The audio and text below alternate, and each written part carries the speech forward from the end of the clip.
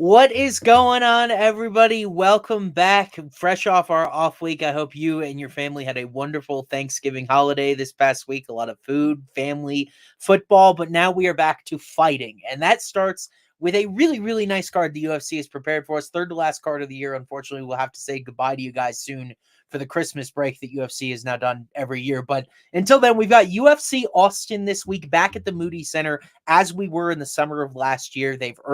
I think they've more than earned a date back at that Emmett Cater card last year. So we're excited to have them back. And boy, they get a whopper of a lightweight main event that probably eliminates the title contender. And with that, to break it all down, is both me. My name's Austin Swaim. I'm from FanDuel Research. And my friend, my buddy, the long shot legend, one Mr. Matty Tanner, decked out in Eagles gear. Matty, Eagles are 10-1. So I know you're doing pretty well overall, but how you doing specifically today? I'm doing great, bro. I'm ready for this weekend. Finally got USC back, and my Eagles are an underdog at home. I'm gonna be hammering them again here as a dog. A dog 2 of the last 3 weeks for Philly. I mean, I gotta play it every single time. You know, it's so interesting about the NFL. I do some NFL stuff as well. Forever, it's been a game where, especially from a betting perspective, sharp used to win. The public is having an unprecedented great year where all of a sudden, like these public sides pop up. You think all the sharp money's moving one way. That's exactly what's happened to the Eagles this weekend. And then all of a sudden, it's just common sense things like Jalen Hurts at home as an underdog, and that's cashed all year. So I think I'm going to end up on Philadelphia, even though it's the square side. I don't understand the betting line, and that's kind of cashed all year. So, little NFL rant for you, but I'm excited for this UFC card too. So, what do you say we dive in and break it all down with the people's main event? I'm just kidding, of course. But first fight up on the net card here, women's flyweight battle that I think at least has a little intrigue to it here. Veronica Hardy taking on Jamey-Lyn Horth. Veronica Hardy, of course, the wife of the disgraced, fired, jettisoned Dan Hardy, used to commentate MMA fights. I thought was pretty good at it. Dana White didn't like him, gets rid of him. On the other side here, the Canadian Horth coming off a win in her debut at bantamweight against Haley Cowan. Maddie, these ladies basically have one fight of a sample since post-COVID break. We've barely seen either of them so far. We have pick-up odds here. Jamey-Lyn Horth actually got a lot of money today. She's up to minus 154 on FanDuel Sportsbook. Oh, wow. Yeah, it's pretty big line movement when I look at this fight, and I don't know how you're super confident in either side, but like, did you have an initial lean on this fight? One of these ladies that you remember or value higher than the other? Yeah, not really. I was impressed with Veronica Hardy's comeback fight. I thought she looked pretty good. You know, she got 4 takedowns, outstruck her opponent 62-30. I thought, a good performance overall. So at a pick 'em, I don't know, but you're gonna give me plus money on her now if the lines really move that far. Yeah. Does somebody know something we don't out of this fight? Because I don't get it. I don't get why she steamed all the way up to minus 154. Yeah, especially, I saw your buddy Clint from the Die Hard podcast likes Veronica Hardy. I've seen some smart people on Hardy, but like the thing that I think makes this particular fight so challenging is both of them fought an opponent that I no longer have a UFC grade on. Like I don't value Juliana Miller on the Hardy side as a UFC caliber opponent anymore. Yeah. That's who she got in her fight. Jamey-Lyn Horth takes on Haley Cowan at bantamweight. Never had a UFC affiliated grade on her. So like, it's really bad competition on both sides. Both of these women were pretty analytically dominant. Like you said, Hardy landed 80% of her strikes on Miller, pretty much beat her up pillar to post from bell to bell. Jamey-Lyn Horth landed 73%. So like, they were just so much clearly better than the other women that they're facing. I do think that Horth is interesting to me when I was like diving in and doing a little research of like why immediately when I saw the line move, I'm like, why on earth do people have this much conviction, right? To like steam this line to minus 154. Comes into UFC 5-fight finishing streak, has competed at flyweight before, so I'm not really worried about the cut from 135 to 125. And she's going to have quite a bit of size here, 3 inches of height, 2 inches of reach, much larger person. Like when you see them standing next to each other, in this low-level women's MMA, size could be everything, but like I don't think I'm gonna bet Jamey-Lyn Horth's money line or anything like that. Like I'm talking about maybe a DFS setting like FanDuel where you do have to kind of angle one side or another. I probably prefer Horth, but like this is a pass spot for me from a betting perspective. Yeah, and I agree. I honestly think maybe she could get it done late too. Like, I mean, Veronica Hardy 2 of her 3 lost in the UFC. Round 2 loss, round 3 loss. The round 3 was the TKO by elbows, and then that round 3 loss was a submission against Jillian Robertson, which that's kind of is what it is, But this is a tough for me. I want to see what the odds are even for this fight to go. I want to say I talked to two sharp bettors this morning, both of them on the under in this fight. So it's kind of interesting. Yeah, it's kind of interesting when Horth was a finisher coming into UFC, a 5 out of 5 finish rate regionally, and then Veronica Hardy only one UFC win. It was by submission, but she was fighting at a different weight class. She was up at 135. You see her frame; she's probably too small for 135. So like, I could definitely see finishing potential from both of these ladies later. So that's one I want to dive into, maybe target the under, especially when it's going to come back. I imagine, Maddie, when you look it up on Shady Sportsbook trademarked, that like it's going to come back at like plus 200 or larger. Women's flyweight fight, low level, not a lot of finishes on the UFC record. So I imagine this will be pretty juiced to the over. Yeah, so fight to go the distance, minus 250, fight to not go the distance, plus 195. Right. So about plus 200. I mean, yeah. Like, and then the 2.5 rounds will be less than that. So kind of interesting that both of them that I talked to were on the under in this fight. I lean toward the under. So kind of something we'll want to keep our eye on. So let's move forward here. Maybe get to fighters that we have a little bit more of a sample on. And I honestly think both of these guys aren't horrible. Wellington Turman, second fight at welterweight. We last saw him in Jacksonville against Randy Brown. That was Randy Brown's first fight, seeing whether his dad could see him live. So like there was no way Wellington Turman was going to win that fight. Randy Brown kind of coasted, easy decision. And then Jared Gooden back in the UFC, took a short notice appearance against Carlston Harris, ended up surviving the distance. And that's been kind of the theme for him. Certainly looks the part athletically, hasn't really had the results to show for it in the box score. Gooden, a pretty sizable underdog here, plus 162, Turman minus 210 on the other side here. Do you feel strongly do you like generally agree with odds makers? You'd favor Turman here, or just don't have a particular lean in general? Yeah, no, I definitely would favor Turman here. I mean, like I thought he could have won his last fight against Randy Brown. It was super close. It was a unanimous decision, but I thought it was a close fight. I just like guys training with like Alex Pereira, Glover. Yeah. And then Turman's got the submission abilities, 8 wins by submission.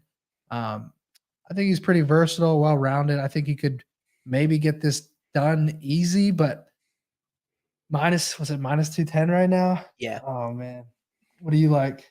So I like Gooden here, and it's just kind of a process thing when I look at these two's UFC careers holistically. Wellington Turman's got 3 UFC wins. One of them was over Sam Alvey, as Sam was like failing out of the sport, right? The second one, Miesha Cirkunov dominates the first decision round. Too. yeah, over Sam. And Cirkunov dominates the first round against Turman. Turman ends up finding a really sneaky, great armbar in the second round. Credit to him, because Cirkunov is a very good grappler. Found the armbar, like you said. He's a Glover guy, so that's to be expected. And then he gets a decision win with a negative striking differential against Marcus Perez, who's been gone out of UFC for quite a while. Whereas you look at Jared Gooden, he hasn't really been winning a lot, but you look who he's gone the distance with: Abubakar Nurmagomedov, Alan Jouban, Carlston Harris, like Randy Brown. Like, they're all good guys at 170. And he just hasn't found like the ledger, and he hasn't been finished. Only win by knockout over Nicholas Stolze. So both of these guys are like kind of can crushers. They fought really tough competition. When I look at Gooden, I've seen the knockout upside. I've seen the high level upside, at least against somebody. Turman doesn't really have like a knockout win or anything like that.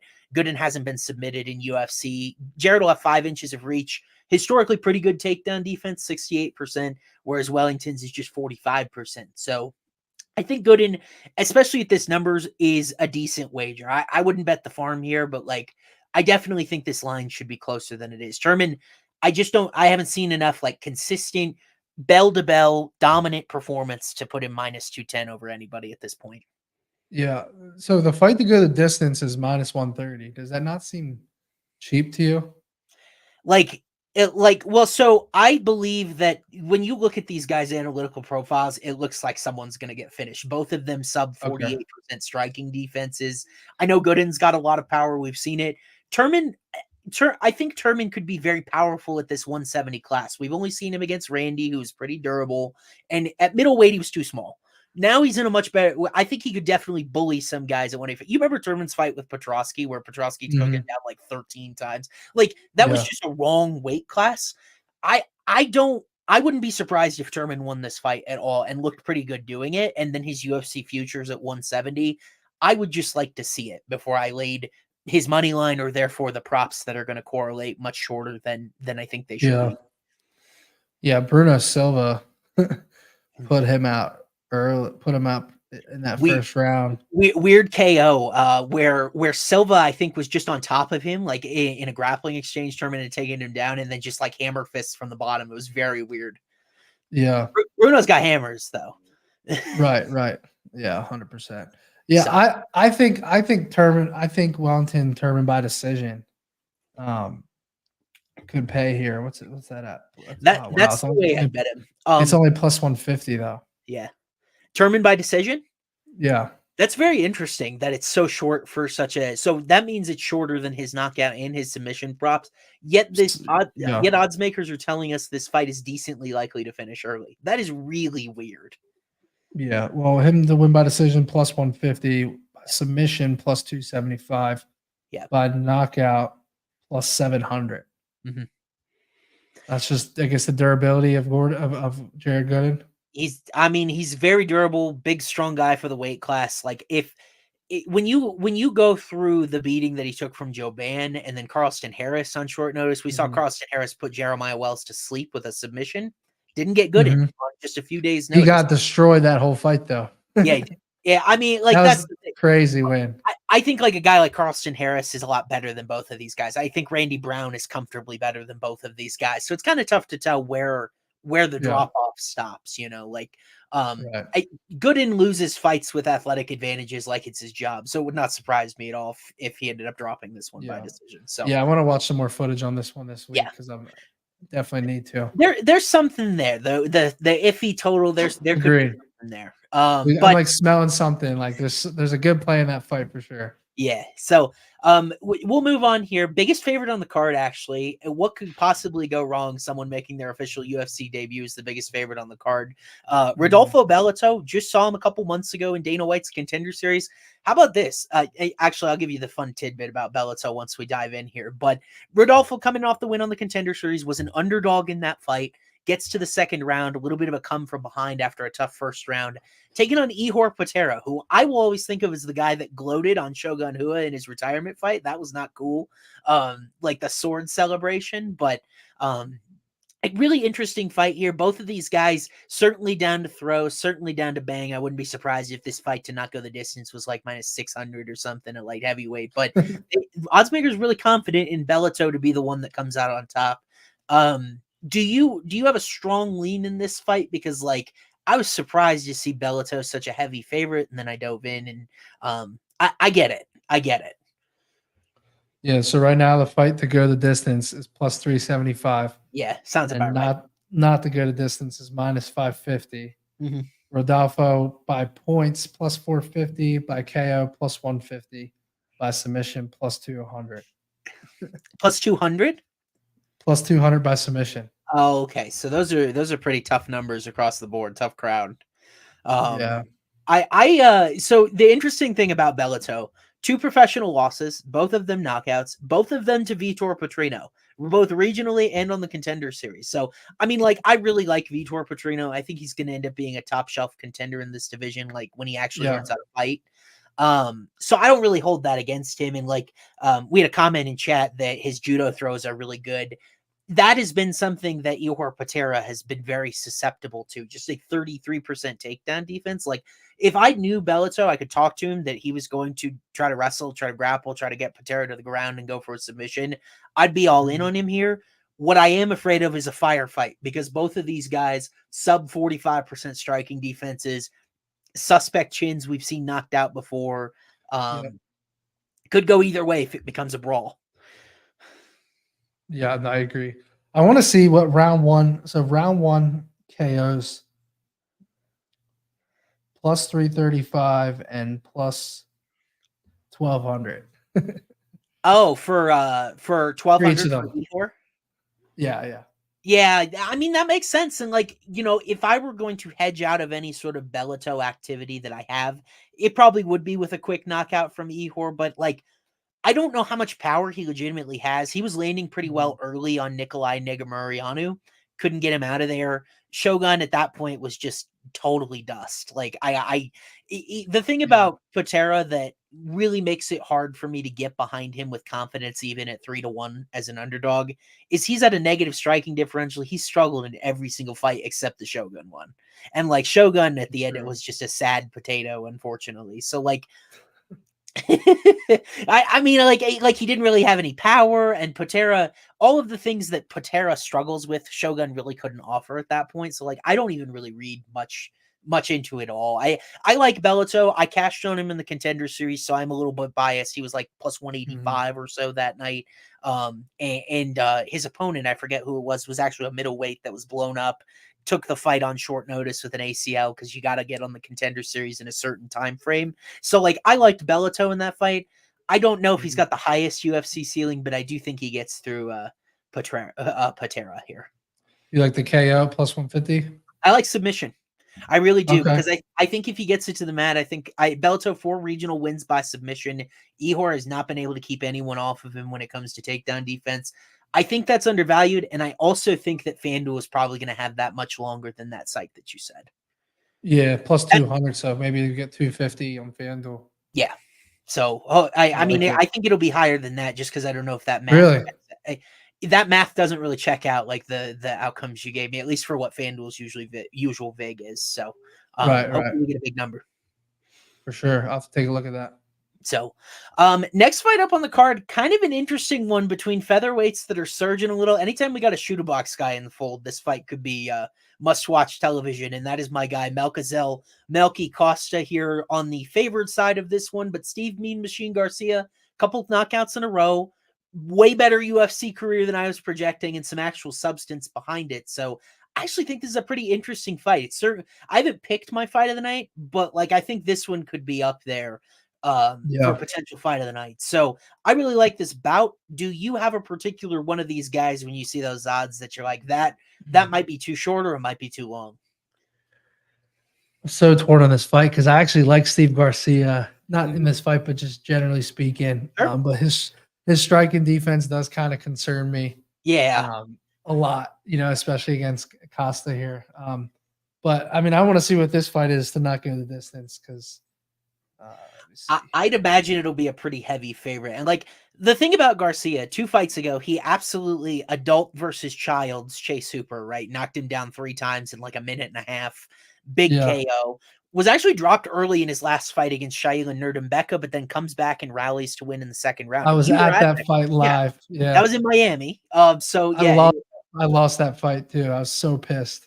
Yeah, I mean, Nurdimbeka had him on the ropes early. Like, I thought that fight was pretty close to being stopped. And like, the thing about Garcia is he does put himself in those positions. Maheshate got a knockout of Garcia back in Singapore a couple of years ago. So that's my concern, is that Costa has proven to be so dangerous, so technical, very signature shooter box traits, and like, the thing I like Steve Garcia in general too. The thing I like most about him is 94% takedown defense. He's hard to get down for a guy that has a lot of power in his hands at featherweight. That's just generally a good combination. But Melky 64% striking defense thus far. That's fighting Austin Lingo. That's fighting Thiago Moises. So he's been very defensively responsible. So I love Melky as a prospect, like in general. I think he's one of the higher ceiling, like potential contenders from Shooter Box. Like they have guys like Daniel Lacerda, like not really going to ever contend for any sort of ranking, anything like that. I think Melky's pretty good. He'll probably struggle to get this fight to the ground, but I do think he's very comfortable winning it. But Garcia is just really big for this weight class, 6 feet, 75-inch reach. Like, he's a hard guy for featherweights to deal with. I lean Costa, but those odds are a little frightening given what's on the other side here. Yeah. I kind of lean Costa inside the distance. I think if you take either of these guys, you take them inside the distance or by knockout and get the plus money on it. Costa in round 1 by knockout is plus 550, round 2 is plus 700, and round 3 is plus 1100. Yeah. So the Garcia, I I bet him against Mahashate. I will never forget how bad the punch that he took from Mahashate was, where he basically just took a stroll right into punching range and got clipped right on the chin. And it's like, I still can't believe I lost that. He literally, yeah, that's just a typical MMA fight for you, where you bet a guy and he's dominated, and then the tides just turn. And I think, if I remember correctly, it was like real early in that second round. I'm pretty sure. Yeah, the intriguing thing about Garcia and kind of this run that he's been on, Chase Hooper, notoriously bad striking defense. Shailun Nerdembeka, really bad striking defense, at least analytically. Melky's is very good. So, like, if he's not able to just go ahead, throw hammers at a guy that's not necessarily defending well, does he have the technical ability to keep up with a guy like Costa? That's my question. And there's decent even action on this side. Like, I've seen some betting splits. So this number, I'm not expecting it to go up. I think I'm going to end up maybe using Costa as a parlay piece as I continue to talk myself into it, because if this were somehow to get to the mat, I'd also favor Costa there. Brazilian Jiu-Jitsu black belt, bunch of regional wins by submission. But like, Steve's done a nice job keeping his feet, but maybe you and I both got burned. I think when were you on Melsik Bagdasarian when he slipped against Josh Kulibau and ended up losing the fight? Or did you have Kulibau? I don't think I had a bet on that fight at all. Oh, okay. Well, I lost that one with Bagdasarian, where he had a great takedown defense all fight, slips and gets submitted. So, like, MMA fights can end up on the ground in a lot of different ways, and I'd favor Costa there too. Agreed. So, another banger. Like, I mean, this is a really good fight card. Like, we'd be seeing these guys third or fourth the last on the Apex, but Drakkar, Klose, veteran. I was surprised to learn he's 7-2 in UFC, just a really good record, and he's beaten some quality guys. Taking on a guy that arguably doesn't have a UFC loss. Split decision to Jared Gordon, the only setback for Joe Solecki to this point. Kind of a grappler versus striker dynamic here, just outside the lightweight rankings. It's Drakkar Klose, a small but not prohibitive favorite here.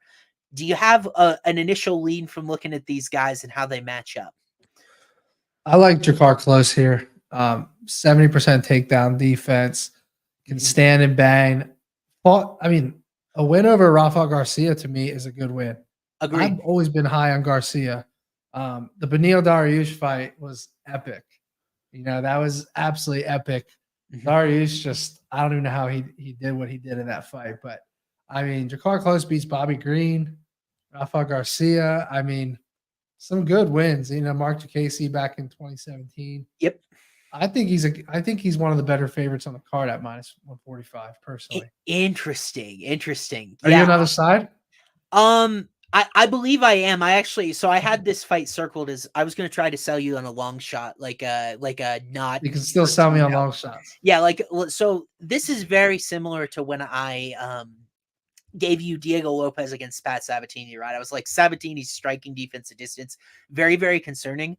I know Drakkar Klose is the better technical striker in this fight, but I look at his last fight against Steve Garcia. He was not very efficient in that fight. When you look at, I'm trying to look it up. Sorry. Let's see. Garcia landed 53% of his distance strikes, and Garcia is not like really a striking guy. He's much more of a wrestler like Solecki. We haven't really seen Joe at distance, but he's been decently efficient, 55% striking accuracy. I'm worried about Drakkar Klose in this fight because long layoff with the neck injury that Jeremy Stevens caused. If you remember the push backstage, canceled Klose and Stevens fight. And then he ended up having to sit out for a while because of a cervical strain. Then he tore his ACL after the Rafa Garcia fight as well. So he's 35. Injuries are mounting. Defended just 47% of distance strikes against Rafa Garcia. A guy I like too. But Solecki's this big, powerful athlete. Like, I was going to try to sell you on Joe Solecki by knockout in this fight. Just a super athletic, strong dude. Klose wasn't defending very well at distance. And my fear is that he's going to get paralyzed about fearing the takedown, fearing the grappling situation, which he does have pretty good takedown defense. And then Solecki is able to catch him on the feet. This would be Solecki's first knockout in the UFC. That's what I'm saying. Yeah. And that's the thing is that, like, I was thinking to myself, maybe this is going to be one of those long shot darts that I can take, because I don't really love the idea of taking plus 114 with Solecki against a guy that has really solid takedown defense. Joe is very one-dimensional. And like we saw the limitations in the Jared Gordon fight. Gordon, pretty good defensive wrestling, was able to outpoint him for 15 minutes, got the split decision nod. So Solecki by knockout plus 1,600. And it's like, I would, if I didn't mention it to you, I would have significant regrets when my first thought when I looked at Klose's analytics from his last fight was, man, he got hit a lot against Rafa Garcia at distance. And I don't see Rafa as a very good striker. Solecki's not either, but you're playing with fire against these lightweights to get hit that much. Yeah, no, that's interesting. I'm going to watch some footage here. We got a few questions in the chat. So inside the distance just means by finish. If you take a guy inside the distance, then that means they have to knock out or submit or win by DQ against the other guy. Very important in most books to get the DQ added in there. Most of them have that specific prop. Yeah. Mr. Guy's take on Hardy and Horth.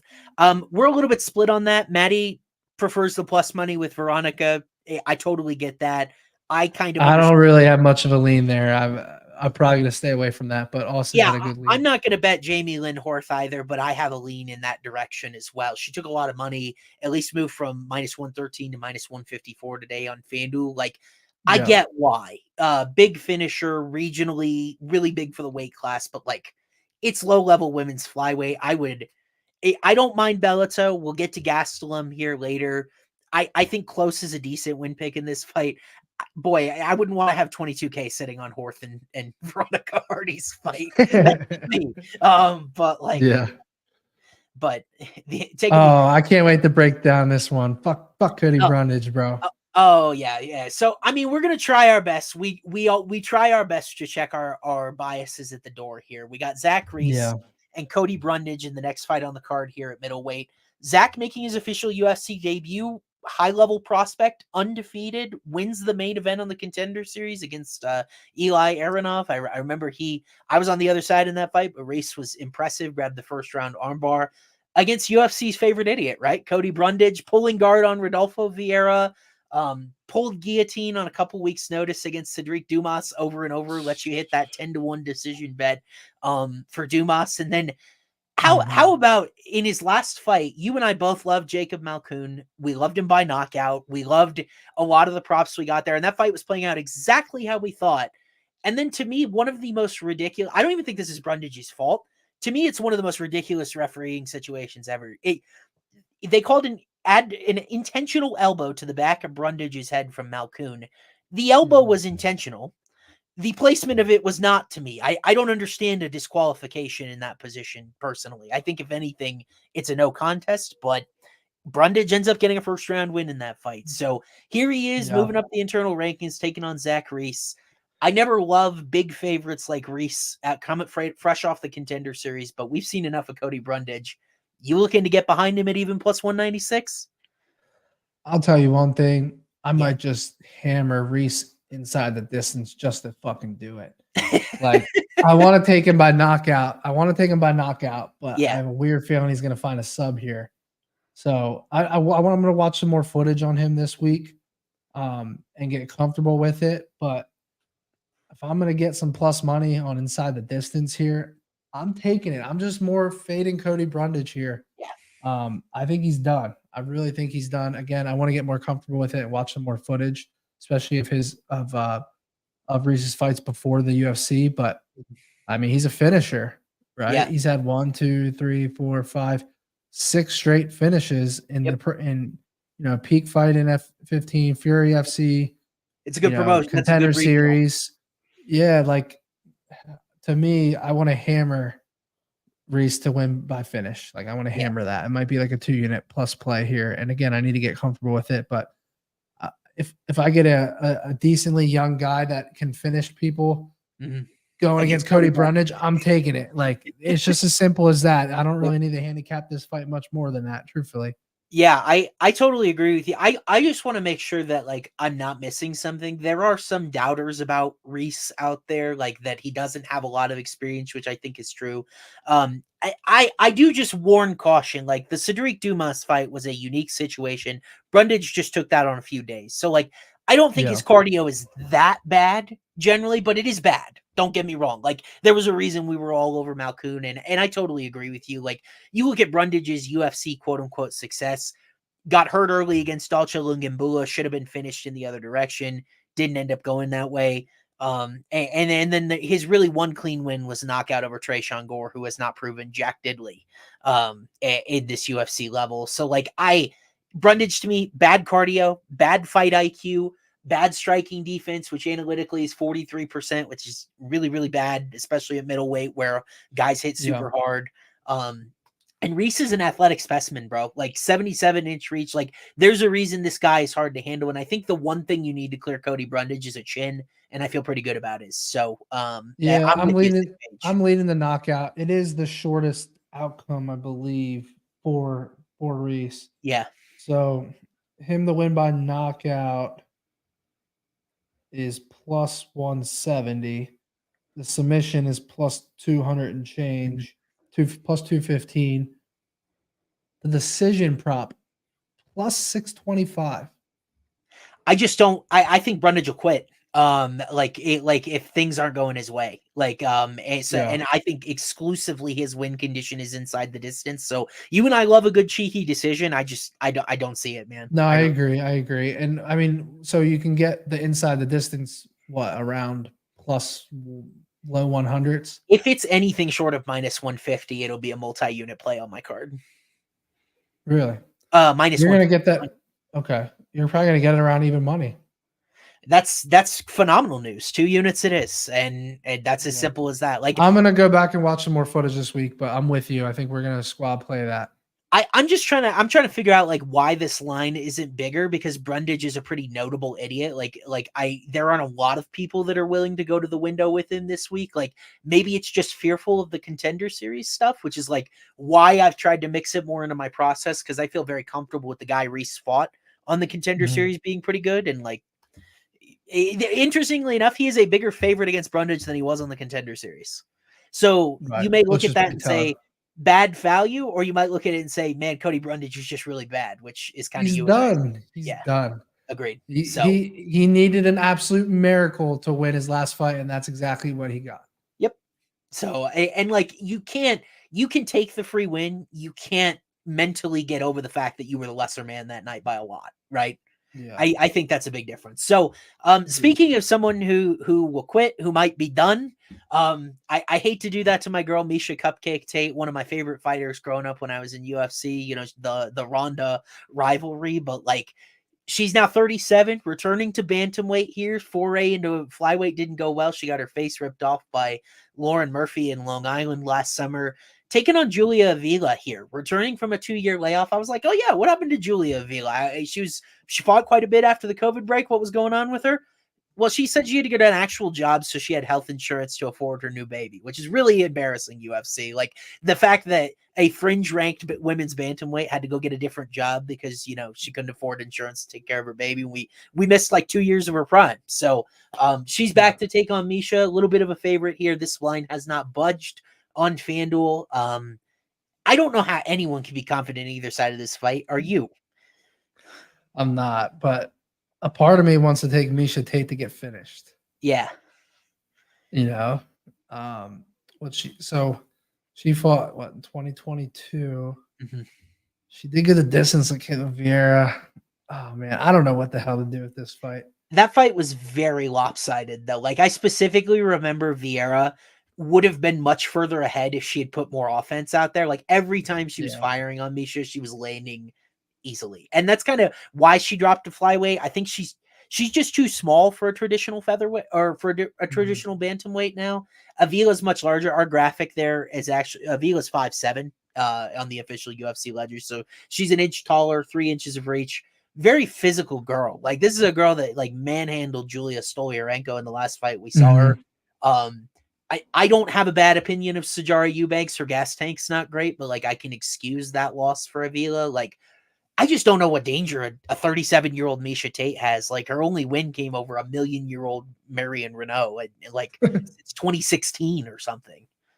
Yeah, that's 2021. Yeah, but Renault was like 43 years old. So like I don't Yeah, even put very much stock into the result, even though it came right, inside the distance. But like right.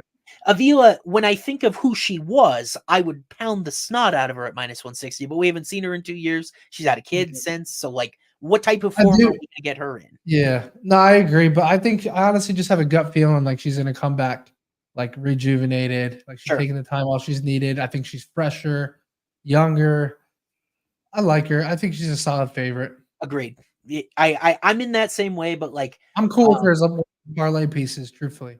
yeah, maybe we do get some pretty decent props because historical finishing trends at women's bantamweight are not very high. So FanDuel may very well bump Avila's finishing props up further just because of this weight class. But like you and I are in agreement, Miesha Tate is in a very unique situation where if Lauren Murphy had any power at all, she would have finished Miesha because she was landing at will.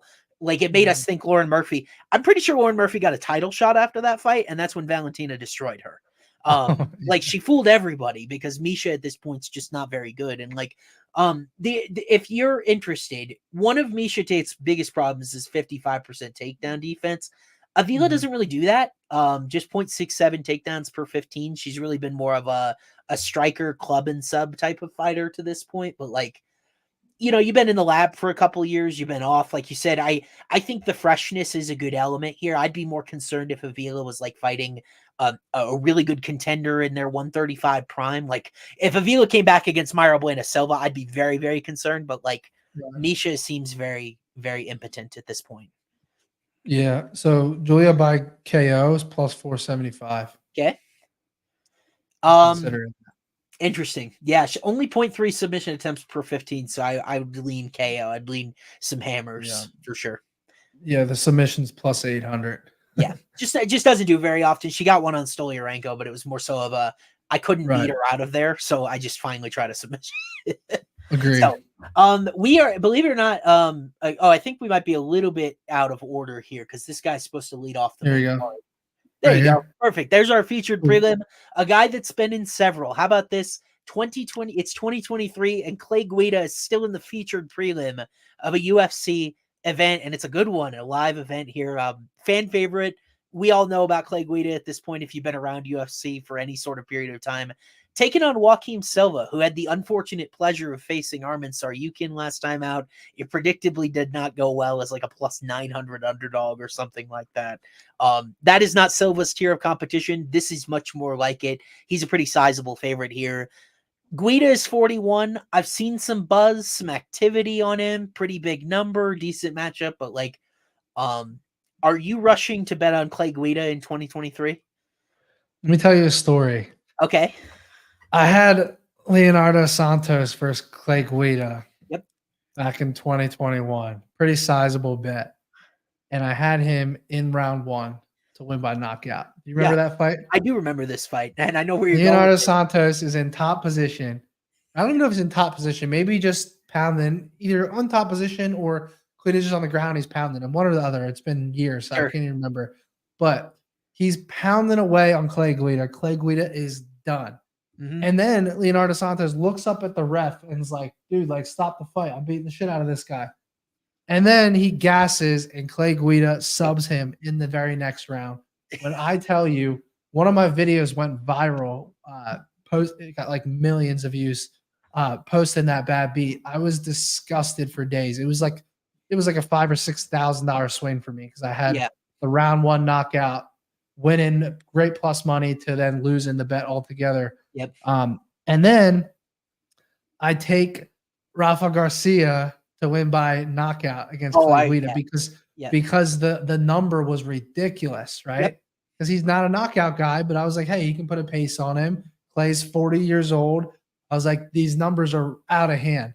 And Garcia lands 141 strikes on him. He beat him pillar to post. And doesn't finish him, right? So the last two times I've bet Clay Guida fights, I have been completely screwed. Yeah. And now I look at this fight, and it's like, I don't know if I can doubt this man because Joaquim Silva can bang. And like, I kind of want to take him to knock out Clay Guida in the first round. Like, I really want to take that prop bet. But I don't know. Tell me because I just can't figure out Clay Guida fights. Yeah, I don't know how I feel about the knockout just because you're not going to land cleaner and more often than Rafa Garcia did, and Guido was just fine. He's got this inhuman chin where like it somehow doesn't phase him even into his old age. Like every UFC legend ages poorly except Guida has not really had knockout issues, but I will say, at least when it comes to like, if you're going to the window to bet on Clay Guida, the last 3 guys that Guida's actually beaten, 40-year-old Scott Holtzman, 43-year-old Leo Santos, and then Michael the Menace Johnson by a split decision that I don't think was a good decision. So, like, he's not beating guys in their prime as dangerous Brazilian Jiu-Jitsu black belt. Joaquim Silva wobbled Armin Tsarukyan in their last fight. There was a moment in the second round. It was pretty hairy. I thought he was at the finishing. Tsarukyan was on skates. What was he? Right? What was his money line? It was massive. Yeah, he was like plus 900 or so. Tsarukyan was coming back like minus 15. It was right there too. Yeah. And like, you know, that's my concern is Silva is a pretty dangerous guy in his prime. Really, his biggest thing in UFC has been his chin. Like Ricky Glenn chinned him in the first round. He got chinned by someone else in the first round. That's not really Guida. Like, I kind of understand. Silva's takedown defense is not as bad as the 58% on paper. Armin just took him down a bunch. Like his per minute peripherals were wrecked by that Armin fight. So like, I don't even think I can look at them with any sort of confidence. But like, I feel like Silva is one of the better parlay pieces on this card. Like Guida, I just don't know what he could. Maybe he could win a decision by eking out a lot of top control time. We just have to outwork him for 3 rounds. You remember what Claudio Puelles did? Guida got the takedown, but Puelles was able to secure a really nice knee bar as well. Like it's just like these jiu-jitsu guys are so much more dangerous. And Clay, really, when he's had to fight in this tier of UFC, it hasn't gone particularly well. And Clay Guida, I'm pretty sure he's gotten subbed in a bunch of grappling matches too. He's been subbed 7 times in UFC. So that might be the play, especially considering his chin has been, even with the age, his chin has been durable. I'm looking at his Tapology right now. Yeah, don't get me wrong. It's not just chin. 61% striking defense for Clay. This sample is massive. He's really good at moving his head off the center line as well. Like it's not all chin, you know, he's not just getting lit up. Garcia was establishing a jab in that fight, and that's really what just kept popping Guida over and over again. But like he's not going to go out to a jab. I think submission, that's what I have circled like in my article as I've prepared it for Friday. I circled a sub here. Yeah, he got subbed by Chase Hooper in a grappling match in 2022. Guida did? December of last year, yeah. That's literally just under a year ago. Yeah. Sub by Chase Hooper, sub by Hooper's Claudio. Nasty, though. For sure. Sub by Gregor Gracie, Jim Miller, Charles Oliveira. I mean, he does get subbed an awful lot. And we haven't seen Silva grab a submission in UFC, but like he clearly knows what he's doing. You know, was able to survive down there with Armin. He does have a credentialed black belt, 6 regional wins by submission. So like, I don't know if he's had a perfect matchup to do it in UFC, but I feel very confident in Silva's BJJ. Yeah. So Silva to win by submission is plus 300 and by knockouts plus 225. Yeah. So now I'm not the submission for that. The submission to pay more is crazy to me. Agreed, because Guida has just been so unflappable. Like the last time we saw Guida knocked out was what? It was a long time ago. It was Brian. Tell me you can't see a club and sub in this fight. I really see that coming. Yeah, I could just see him hurting him on the feet and then panic wrestling and a submission. I was looking. I forgot Leo Santos did score the knockdown in that fight, but like Brian Ortega landed a flying knee. That was the last time that Guida was knocked out officially. But like I'm looking for a standing knockout on here. It looks like it was Chad Mendez in 2013. Like the chin is in 2013. Like I was in high school at that point. Like that's crazy. It is just his chin is just so legendary. I think at 41, like if we see like a knockout in this fight, maybe we can start going to that well. But like I respect the chin just like you. You're like I want to bet on him to knock him out, but it never has happened. It comes down to the ref too. Yeah. Like, you know what I mean? Like, I mean, his chin is legendary as it is. He was done against Santos. Like they give him a long rope though, because of his reputation. Crazy. They Yeah. give him a longer time of recovery because of his reputation. I wish Yuri Prohaska had gotten a few more minutes, but it is what it is. So Yeah. let's hop up onto the main card. We'll go back just so we can pick up the I go love back. this matchup, bro. Maddie, Oh, go back so we can get shit. the Puna fight. There we There go. you go. There you go. I forgot this is main I don't card. know. I've got conflicting sources on whether I'm pretty sure Clay's the featured prelim. Like, I thought that was the thing that UFC was planning. So I think this is the Gotcha. first fight on the card. Another fan favorite here. Puna Soriano, 3 wins by knockout. Some other results that haven't aged poorly at all. Taking on Dustin Stoltzfus, the man who almost gave Abu Smagomedov a title shot, got knocked out in 19 seconds. Found a way to lose against Gerald Meerschaert. You and I were both on Meerschaert that weekend, I remember. And ended up finding a round 3 submission. Stoltzfus actually broke Joe Pyfer's arm on the Contender Series too, so he's been in there with a few UFC notable guys and had some weird results. But I think this is a really intriguing matchup. Do you have any initial leans on this fight? It's funny because I had Roman Kopylov by knockout in that fight, and that was, bro. That was what was that? That was like a head kick. Yes, but like the whole fight felt free. Kopylov was dominant from the opening bell. Oh, dude, he's special, man. His striking is special. And then what? Soriano had a fight lined up with Enriquez Dumas, and it got canceled. And what? So he's coming off that knockout loss January of this past year. So he's had some time to recover here. What, about 10 months? Yeah, I'm not worried about the turnover. Last time we saw Stoltzfus as well was the Magomedov fight. I believe that was last year as well. So these guys have been on the shelf for quite a bit. Right. And both these guys have, 48% striking defense versus 46% durability issues. I think this is one of those fights that you take a violence bet in. Violence is a good look. I imagine violence will be heavily leaned. Maddie, I got to be honest. I'm really surprised you don't have a stronger lead toward Puna here. Like I feel like you'd be the guy to talk me into Puna because like initially that was my lean is like, oh, Stoltzfus is just going to get chinned here. But the more and more I dive, the more and more I love Dustin Stoltzfus, which is a very dangerous thing to say. Just because of how horribly unreliable he's been. But like what I look at Soriano, critical flaw, hasn't shown any improvement, is 30% takedown defense. Nick Maximov took him down 11 times, and like Maximov is a pretty good wrestler. Like I don't think that's a horrible look in and of itself. But Dolce Lungambula, 2 for 2 on takedowns 2 fights ago. Roman Kopylov even hit one, and Kopilov's more of a striker type of dude. So like I think Soriano has consistent issues with his takedown defense. And Stoltzfus has at least shown some competence there. He controlled Gerald Meerschaert for over 7 minutes, landed 4 takedowns.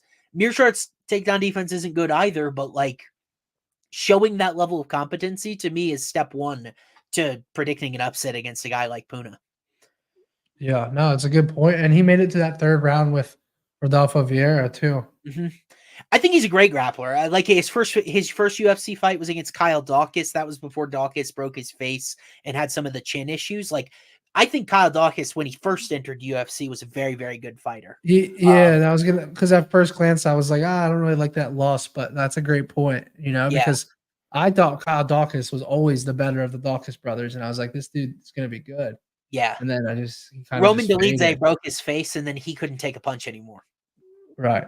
I mean, Roman Dolidze is like a polar bear, so like I understand that happening to him, but like, I just don't know. Like, Stoltzfus had some like chin issues, had to overcome a little adversity in the Dwight Grant fight. Like, whatever happens on Sunday, it is not going to, or Sundays, whatever happens on Saturday, it's not going to be a comfortable ride if I end up backing Stoltzfus because he always goes through some sort of adversity. Like, he was on bottom position, reversing a sweep, and then he put Joe Pyfer on the Contender Series, and he broke his arm, dislocated his elbow, got the win. That's how he got into the UFC. Like, I just generally think Puna is overvalued because, like, we saw his distance striking against Brendan Allen, who is really good, don't get me wrong, but, like, he was clearly outclassed in that fight at distance. Negative 0.18 striking success rate overall.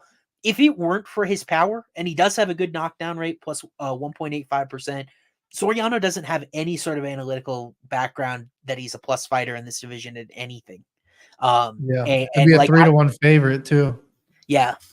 I'm just surprised. Like, I mean, I feel like a lot of people are going to parlay Puna here because he's just so notable, good brand, early knockouts. Like, it hasn't lost to anybody that's like a bad loss. Like Brendan Allen's not a bad loss. Maximov's not a bad loss. Kopilov's not a bad loss. But Stoltzfus to me can do some of the things that he struggles with. So like I Yeah. was initially leaning Puna and then I dove and I really don't have a reason to be there. How do you like him to win? Because the decision is Decision.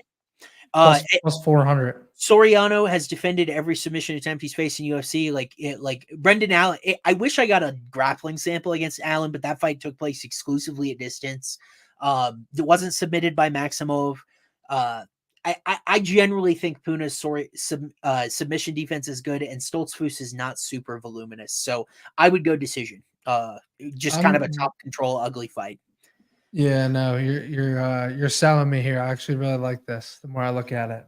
It's like, so money sources that I've found, and by the way, I don't have sourcing like special sourcing to FanDuel or anything. Like 90% of the money, 90% of the tickets is on Puna. This line has not budged since I pulled it on Sunday. That is really, really sketchy. Let me look at, I usually look at like OddsShark. In fact, I do know when like best so I actually see an open line of minus 325. Yes, this did move towards Stoltzfus at it went down. Yeah, wow, isn't that crazy? Interesting. Yeah, that maybe some sharp money is come in there. He's just not a guy that is super comfortable to back, but like this price point to me is exactly where I want Dustin Stoltz. I want him as like a 2-1 underdog, not a favorite. Yeah. So I like it. Maybe we'll find a long shot on there, but I'm so glad that now we can move past that one because these 4 fights coming in are insanely good. Like you could rack these up with a title fight, and that is a good pay-per-view. That's how good of a card that Austin got this week. Starting with this one, Philly proud, Philly tough, wearing this Jalen Hurts jersey. I can't believe he's going to pick against Sean Brady here. Brady coming off that tough loss to Belal Muhammad last fall in Abu Dhabi. And now we're going to see welterweight Kevin Gastelum. I've always thought he belonged here. He stuck out like a sore thumb at middleweight, being a little too small. And Kelvin Gastelum going to cut down. He's had a lot of success at middleweight, but really probably never a championship ceiling there. Might have one here if everything goes well. He's going to have to get through Sean Brady to do it. Do you have a lean in this fight? I was able to model it, which we'll go through. Yeah, for sure. So I think it was interesting what Sean Brady said. He was trying to protect his, his 15-0 record. And it's all I think he said it was like a relief, right? He lost and now he can just worry about getting better and making the improvements. And he's young. He's a fucking beast. He's an unreal grappler, good submissions, crazy strength. Yep. Like the one thing I do worry about is if this fight stays on the feet for too long. Yeah.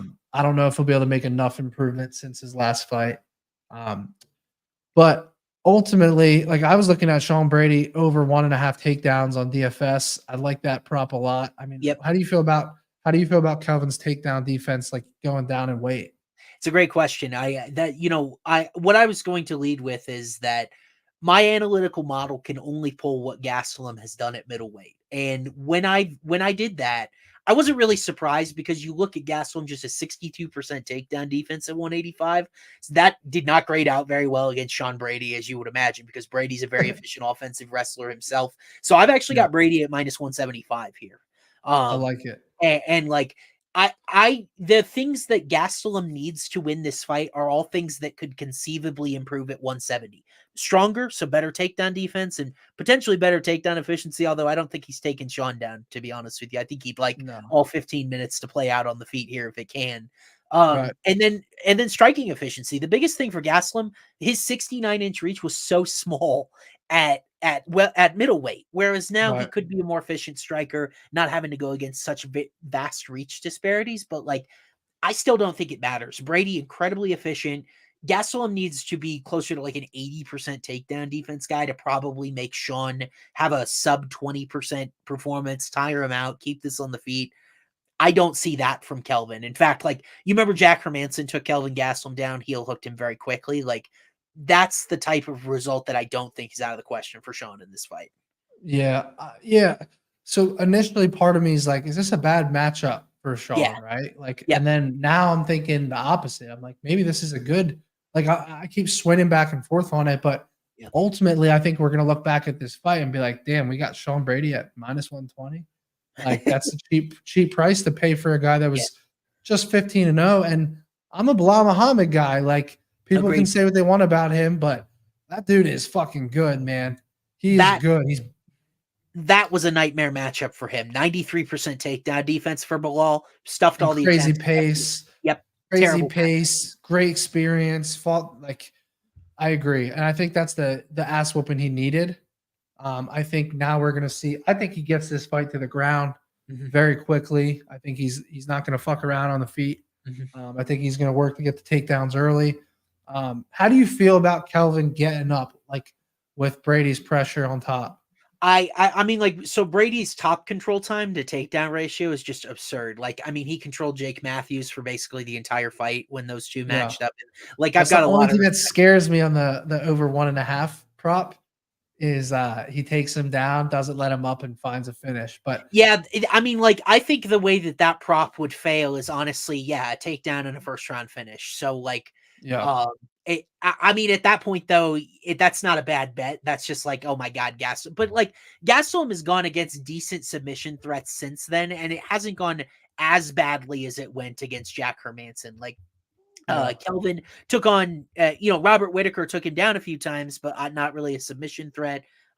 Jesus, I mean, you look at Gastelum's last few matchups: Chris Curtis, Jared Cannonier, Robert Whitaker, Ian Heinisch, Hermanson, Till, Adesanya, Jacare Souza, Michael Bisping. Like, good God, he's never fought a wrestler.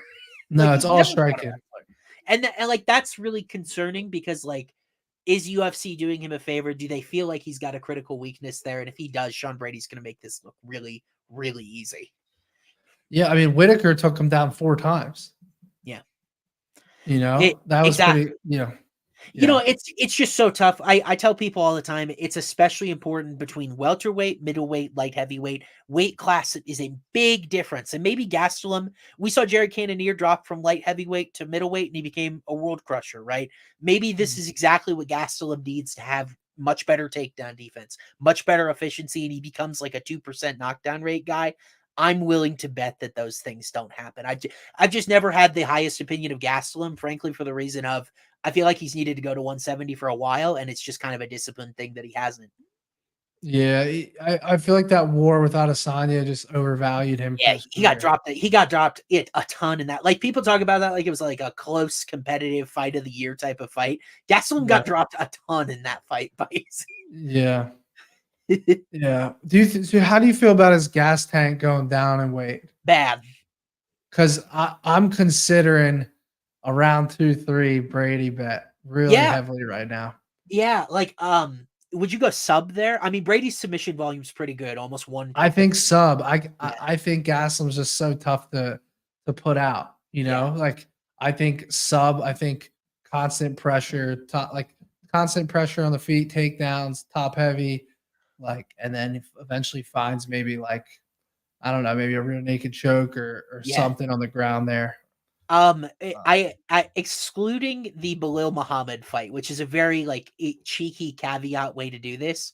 Actually, what if I told you, I don't even need to exclude the Bilal Muhammad fight because Brady's efficiency was good. What if I told you at distance, Sean Brady was the more accurate and better defensive fighter analytically? Than who? Than Gastelum.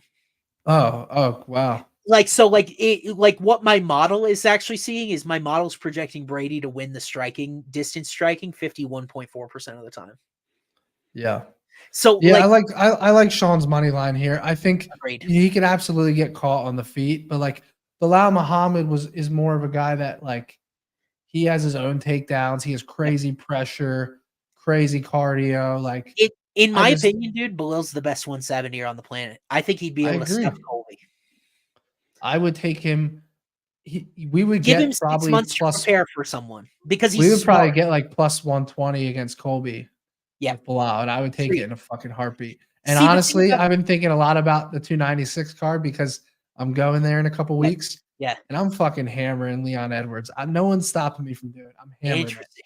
I have not. I haven't looked. I haven't run it. And you ready for this? Yeah. I have the long shot of the year for you. You're probably gonna absolutely hate it. What, Edwards by sub? Edwards by sub. No, I mean, like, that's like, I totally believe that Colby could fall ass first in this. Leon's jiu-jitsu is very underrated. It's come so far, and his ground game. We saw the improvements against Usman. Yeah. He's only going to get better with it. I think he's right now maybe one of the most complete fighters in the entire UFC. Yeah. He's just so good, and I don't understand it. Like we haven't seen. Is he a dog? Nah, I don't know. It flip flops. Depends on the book. It's Gotcha. around a pick'em fight. It's around a pick'em fight. I mean, I don't think we'll be split just because, like, to me, these long layoffs for Colby do not do him good in a championship setting. Like, if he was actually fighting and like sharpening his tools, I'd feel better about it. Leon's minus 130. Okay. That makes sense. And I bet all the money's going to be on Colby as an underdog in that fight, just because he hasn't quote unquote lost with fake news stuff and everything. You get into that. But like, yeah, right. I totally agree with you. And like below Muhammad, to me, if you give him 6 months to prepare anything, something about some of the best quality of him is his ability to prepare, his ability to come up with a game plan, stick to it. Like a lot of UFC guys don't do that. They do their thing and that's what they do. But Belil, and for Sean, it was an experience thing. Like exactly. I think, but no, I think this is a good bounce back spot for him. So I like him on the money line here. I like a round 2-3 sub. That's probably going to be my I feel so much better about this that you and I are on the same page because like we have very different processes and we are landed in the same spot. So interesting to see if we can keep that rolling here. This is a really, really interesting fight from a betting perspective. I think there's legitimate arguments to both sides here. Rob Font coming off that tough main event in August against Corey Sandhagen didn't go well, gave up 7 takedowns. We've seen that from Rob before. And we all knew Davison Figueiredo was going to move up at some point. He was killing himself to make 125. If you ask me, the difference between like Figueiredo in those Moreno fights was how well his weight cut went. Because when it went well, he fought well. When it didn't, he got destroyed. And like we knew he was going to end up at 135. He's a little undersized here, but I can't wait to see the former champion at this new division. I think it's a great matchup, like to test both of these guys. What you thinking? I like Rob Font, man. I can't go against him. I've done it and I can't do it anymore. And I think Davison, like his power is what makes him great. And yeah, he has the wrestling and the grappling, but like you can't knock out Rob Font, bro. You just can't. Like I don't see Rob Font getting knocked out. And I feel like if he can't, oh, dude, that Cheeto Vera fight was just insane. And I think a part of me has faded Rob Font because of that fight. Yeah. And looking back at it, it was a mistake. The Adrian Yanez fight, for example, that was an insane round 1 performance. And, Font's going to have a reach advantage here. Yep. I think his jab's going to be working all day in this fight. And what would be interesting, bro? I want to look at historically how fighters do after a trilogy fight, or I mean, in their case, it was a quadrilogy. But my point is, like, look at for example, Adesanya, right? Yep. He goes and fights Alex Pereira 2 straight fights, whatever it was, right? And his whole world is preparing for this guy, and it's all that matters to him, and he gets up for it. And then his next fight, it's Sean Strickland, and he puts out a shit performance. Yeah. And I almost wonder, looking at those trends of like guys that are fighting the same guy 2-3 times in a row, then go into another weight class or go in to fight someone else that like is not even on their radar. Like I almost wonder, is he done like mentally here? Interesting. I just think Rob Font makes a lot of sense here in this spot. But at the same time, I like this fight to go the distance either way too. Yeah, interesting. We'll dive into the distance numbers because I was able to model this. I think there are a lot of interesting arguments. I'm mostly excited to see what 135 Figueiredo looks like because this is a guy that fought. His analytical profile at flyweight legitimately looks like if Francis Ngannou had a black belt. Like, because he wasn't ever the most voluminous guy compared to the division, didn't throw a lot of volume out there, but he hit like a truck, had great submissions, and like, I want to see, like, does he put more offense out there at 135 because not worrying about the gas tank as much? Does he wrestle more at 135 because he's not worried about the gas tank? Like, I will say it's really. Do you think flyweight or bantamweight is a stronger division in general? I think most people would say bantamweight, right? Bantam, yeah. Yeah, our only really legit championship level sample we have. Henry Cejudo moved up to bantamweight, did very well. So like that's just a 1-for-1 one-off. I don't know how much you could read into it. Figueiredo's going to be very small for this weight class at 5'5", right? I just are you concerned at all about Font's takedown defense? Gave up 7 to Sandhagen. It's 46% overall.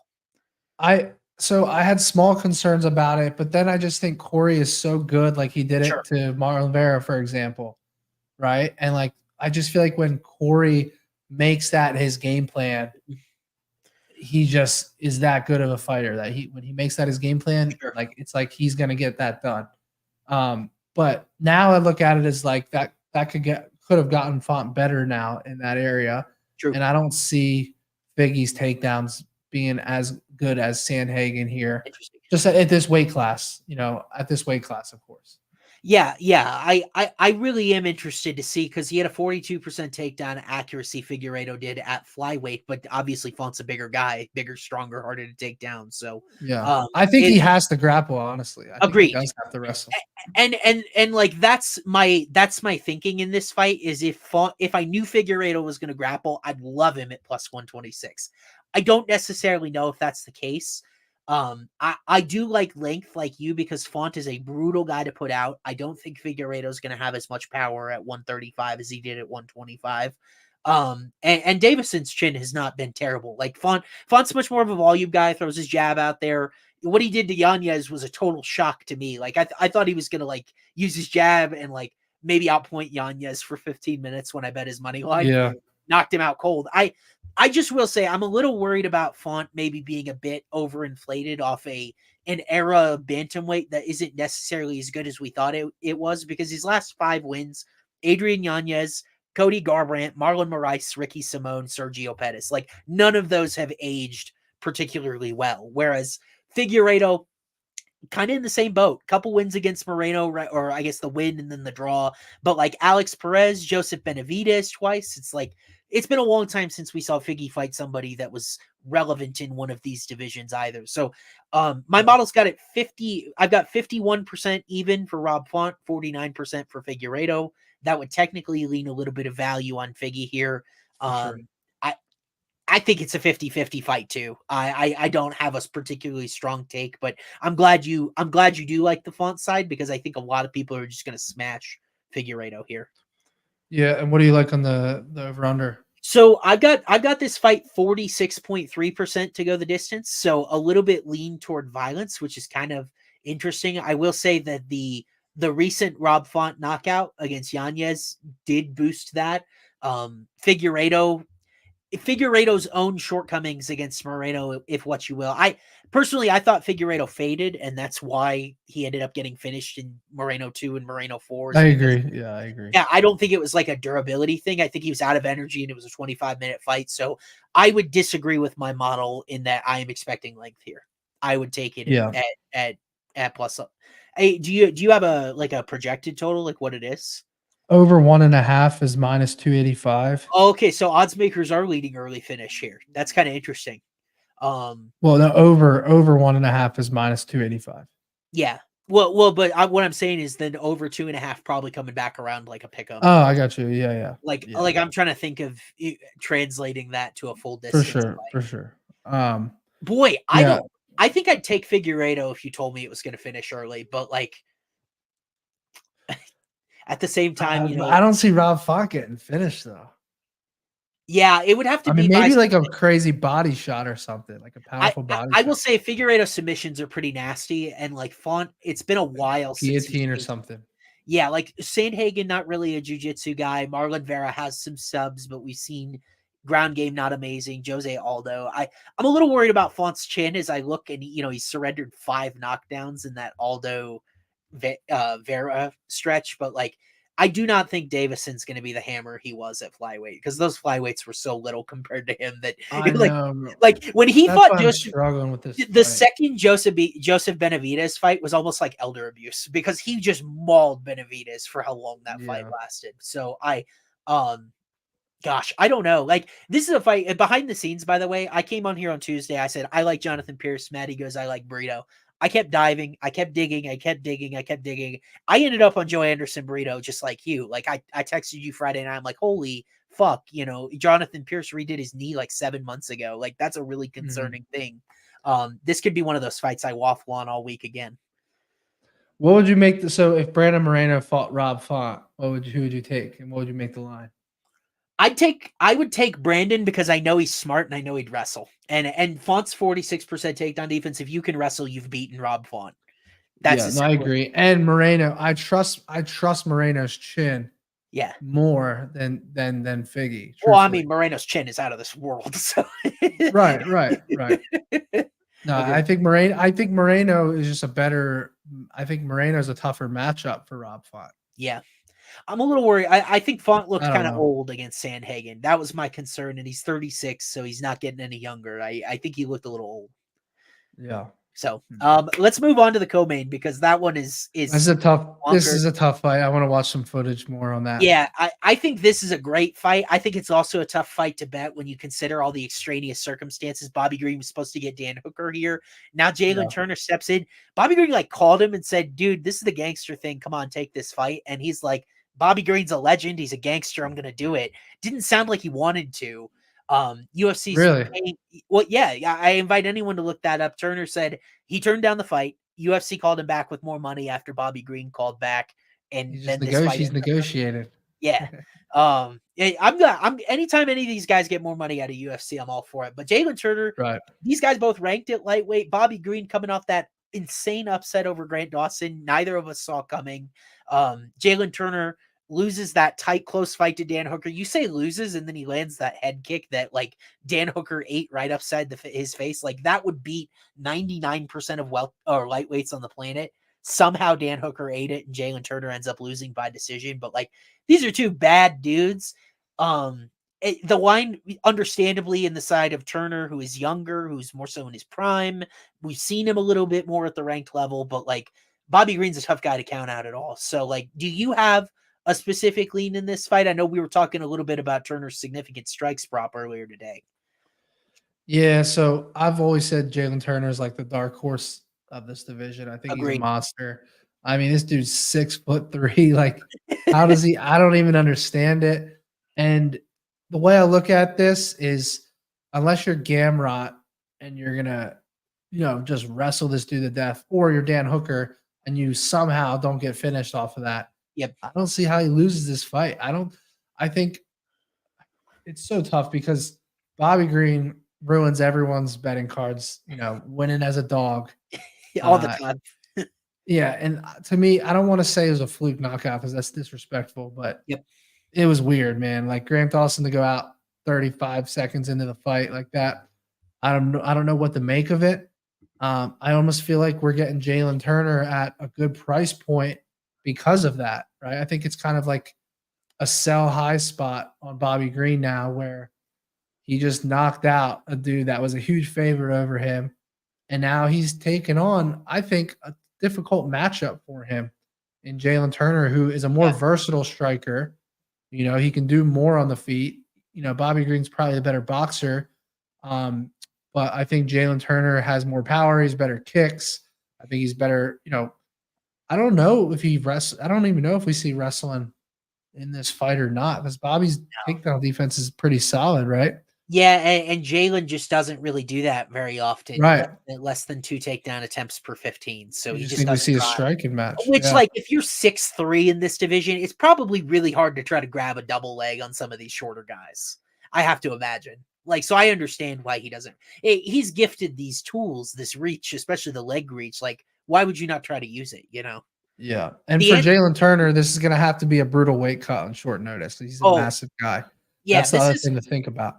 Got to be the toughest weight cut of his career, because I don't remember him fighting on short notice before this, and it is short notice. It is at 155.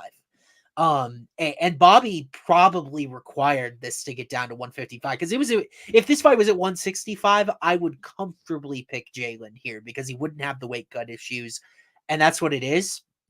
But I got to be honest with you, man. I don't feel comfortable picking against anyone picking anyone against Bobby Green in a striking match, and that's what I think we have here.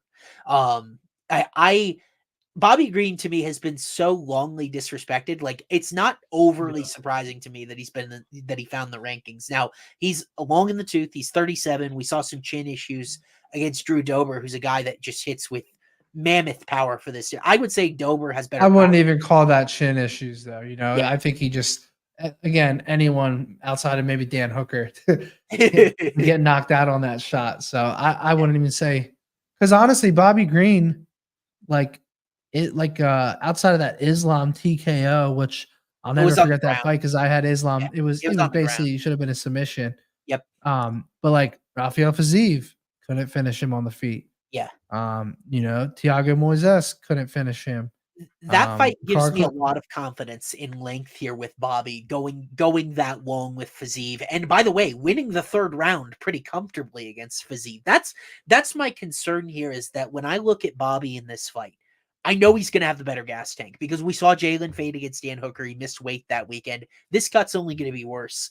I think Bobby's going to have a way better gas tank.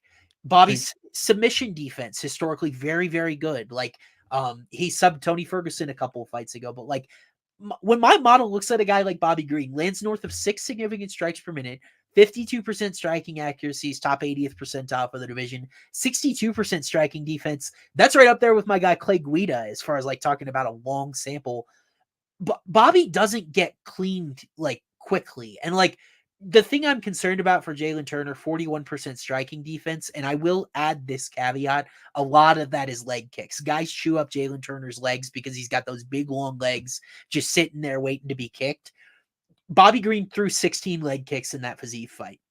So I would not be surprised at all if he starts chopping at that leg very early with Turner and we get like That's an interesting point because I don't remember him throw that many kicks, and he typically doesn't.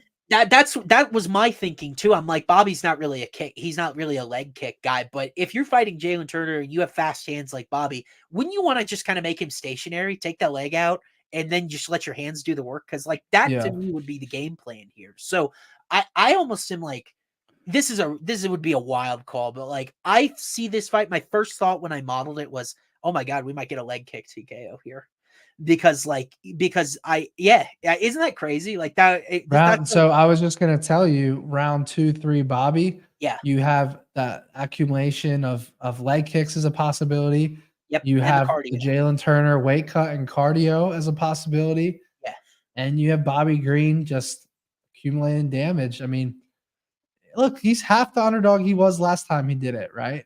Like, it's tough because I look at it as like what I originally said. I think it kind of is a sell high spot on Bobby Green, but this is something I'm going to monitor as the week progresses and the weigh-ins, and because damn well I love some good long shots. And round 2, 3 TKO. I mean, bro, imagine having that round 3 sub on Tony Ferguson with Bobby Green. That had to have been 50 to 1, 100 to 1. And like the last time I did this was with Benoit Saint Denis, and Benoit Saint Denis very much passed the fraud check with Matt Frevola by kicking him in the face really, really hard. But like, you look at Jalen Turner's recent results, just like the Dan Hooker fight did land that great head kick, right? But Hooker was very much in control of the third round. I don't think anyone had a big problem with the decision. Mateusz Gamrot took him down over again. When you think of who Turner beat, like coming up, Brad Riddell has shown chin and submission issues. Jamie Malarkey's not the most consistent guy in the world. Uros Medic we saw last week with the submission defense, or 2 weeks ago, I should say. And then Brock Weaver, Josh Keeliabow, Callan Potter. Like, Turner doesn't have a lot of high-level wins like a Bobby Green. Bobby Green would be his best win to date on short notice. Poor striking defense. Like, I think this is a Bobby spot. I think I'm going back to my model's got Bobby favored to win this fight. 52. I want to bet Bobby just to bet him, Yeah, I mean, like I bet Bobby as a dog since I've been doing this for Number Fire back in 2019. Like Bobby, I got him as a dog against Venata. I got him as a dog against well, actually, I think he was a favorite against Iaquinta. I was on him that night. I'm trying to think.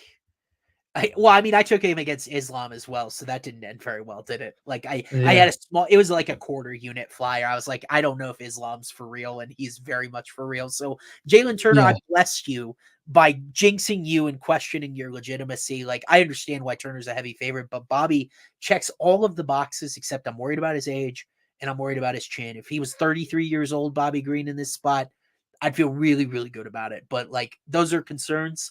I still think Bobby's the right side from a betting perspective. You made a good point that Jalen Turner doesn't have any notable wins. Like, Yeah, I think true he's just still notable pretty wins. raw. I think he's a little raw. Like, his wrestling needs help. Like, obviously the get-up game against Gamrot, the striking defense has not always been there, but he's just been so much bigger and stronger than everyone else.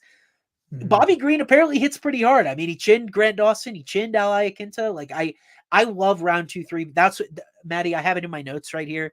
I circled one of the long shots I was going to try to sell you on was Bobby round 2, round 3 KO. I have to play it. The more I keep thinking about it. Yeah. Again, I want to see. I like what you said about Turner not taking the fight and then coming back to it. Could be a negotiation tactic, but maybe he really didn't want it and is not in shape or not. He's gonna have to cut a lot of weight. So I don't hate it, bro. I really don't. And Bobby Green keeps shocking the world. So we're gonna have to keep monitor this as the week goes on. Yeah, here for sure. I mean, until we see signs of age from Bobby, I'm not too concerned about it. I'm not either. I think he's fine. I don't even have concerns about his chin.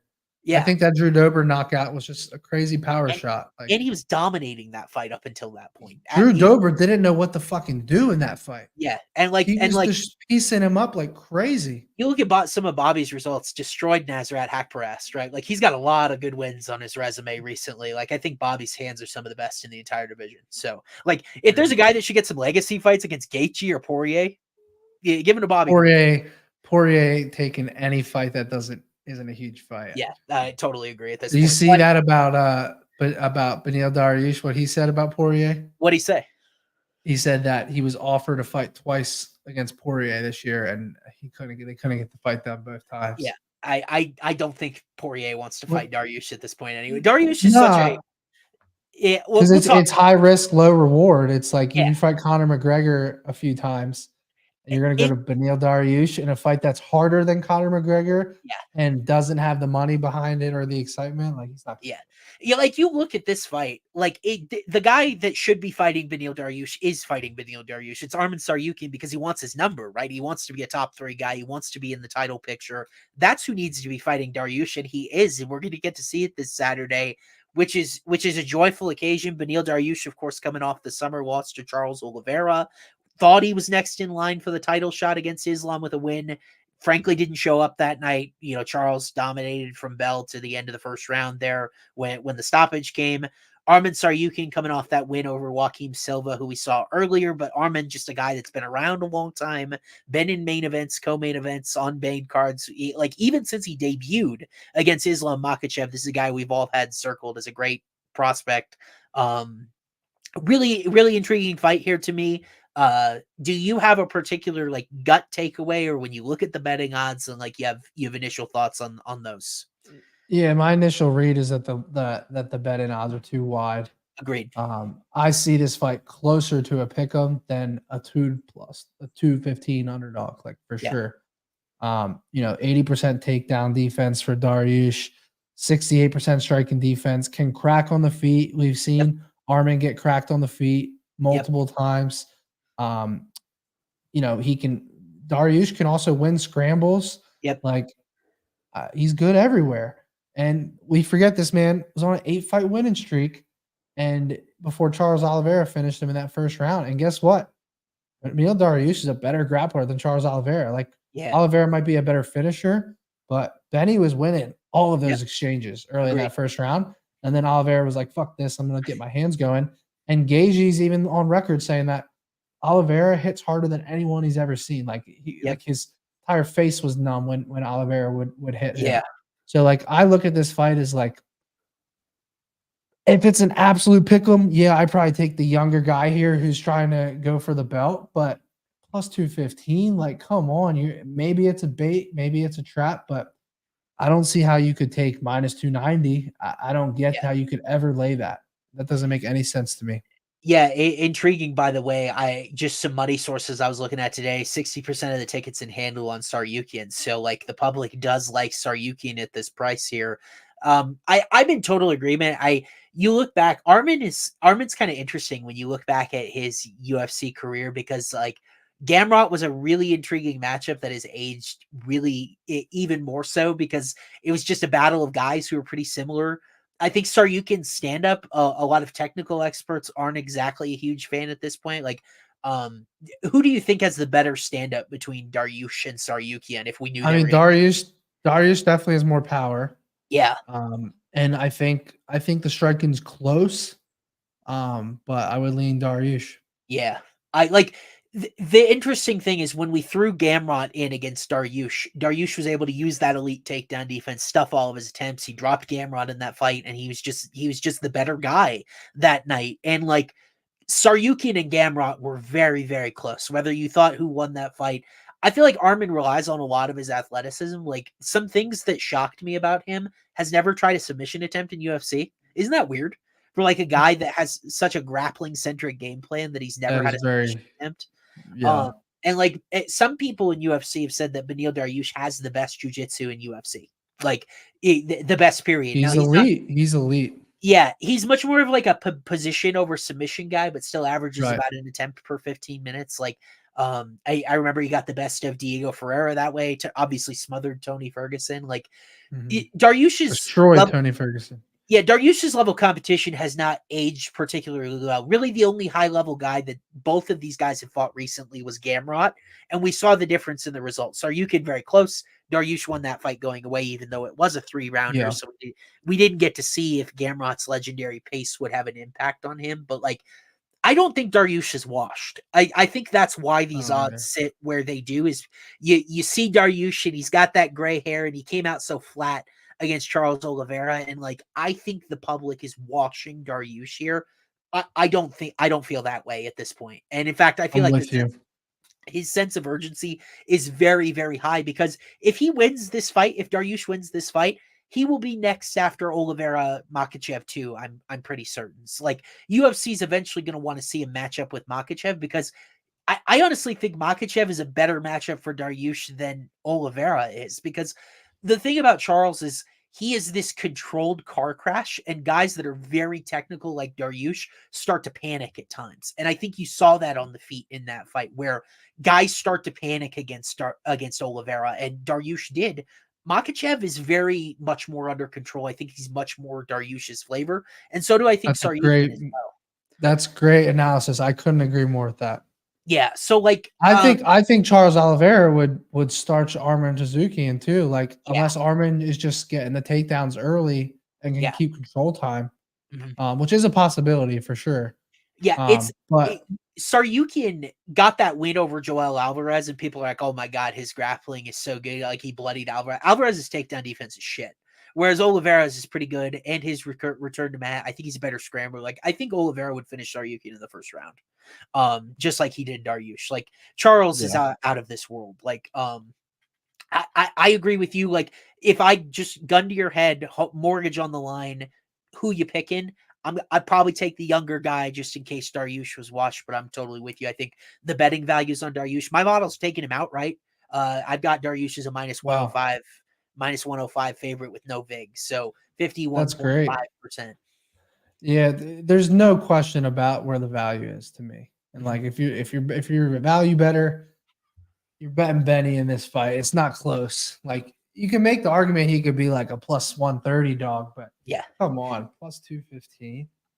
Can I ask you an anecdotal betting question? Were you on Vettori or Cannonier when those guys fought? Oh, I hammered Cannonier. Oh, okay, interesting. Because like, the 2023 has had this theme of like the young guy, like a Vettori, like a Sadiq Youssef, the young guy, the favorite, the public pick. Right. And then the old dog reminded him that he's still got a few tricks. And like, I feel like Dariush is a great candidate for that. Dariush's effective reach will be a little bit bigger in this fight. Like, I like Armin, a lot of his impressive performances starts Christos Jagos. Don't think it means very much. Joaquim Silva, not on this level. Demirez Magulov showed against Grant Dawson, doesn't defend takedowns very well. Like, there are guys that Tsarukyan has fought that were a perfect matchup for him to face in hindsight, even though like I thought I thought the Ismagulov fight would be closer, but now as we take in more informations, the one thing we know is Benny Dariush is good at defending takedowns, period. Tsarukyan is not going to take him down over and over and over again. If this fight ends up playing out that way, just like the Gamrot one, I think Benny's got a great shot to win it. Yeah. So who do you favor late? Because the over under is at 3.5. The over 3.5 is -130. Mhm. But who do you favor late in this fight? I would go Dariush because I just think he's so much more efficient with his movements. We saw Tsarukyan gas so badly against Gamrot because he likes to throw a lot of those kicks. He likes a lot of those high volume activities. Beneil is much more measured. So even though we've never seen him go 5 rounds, like he barely broke a sweat against Tony Ferguson having the fight under control like that. Yeah. No, I'm with you. Everything points to Beneil for me, bro. Do you think Beneil could finish him early, late, at all? And how what would your preferred method be? So that's a good transition. I've got this fight 59.1% to go the distance. The single prop that's going to show value compared to others is going to be Dariush's decision prop. I've got it at what do I got it at? I've got it at plus 215. So that's the shortest prop I've got in the fight is by decision for Dariush. And like Yeah. I kind of feel that way when Tsarukyan and Gamrot were so close, but Beneil and Gamrot went the distance. Like at this top shelf of lightweight, if your name isn't Charles Oliveira, it's really hard to finish a lot of these other guys. Like we saw Makhachev in the full fight notice Volkanovski fight go the distance. Like these lightweights are so good.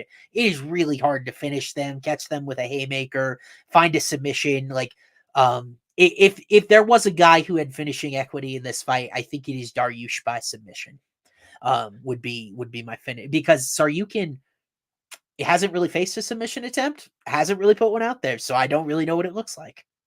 Yeah. Yeah. So part of me wants to look at because, like, I mean, how much stock do you put into the fact that like Beneil Dariush is able to? Who was it recently? It was Gamrot, right? Yeah, the Yeah, knockdown against Gamrot. he's got power. Then we see Arman get knocked down by Silva. Yep. And part of me wants to take that stab on the knockout. A 5-round fight, like Yeah. if Beneil's gonna stay fresher, more efficient, and let's say Arman's losing the fight early, Yeah. and he's like he's trying to come from behind. Like I don't know, like right now. So Can I give Beneil, you an interesting split that I would officially recommend? I'm yeah, probably won't get here. I would think Dariush more so knockout early, submission late. yeah, Does that make sense? it definitely makes sense. Yeah.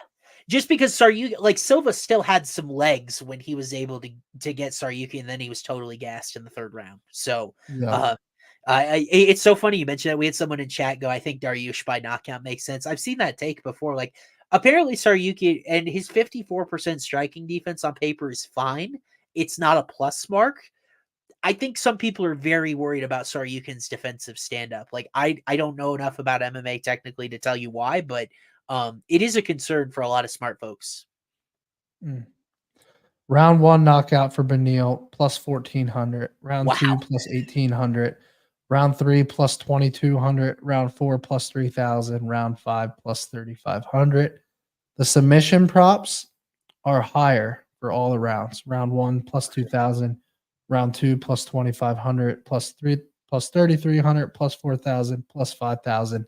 The late submissions, round 3, 4, 5, 33 to 1, 40 to 1, 50 to 1. Yeah. Beneil to win by decision plus 600.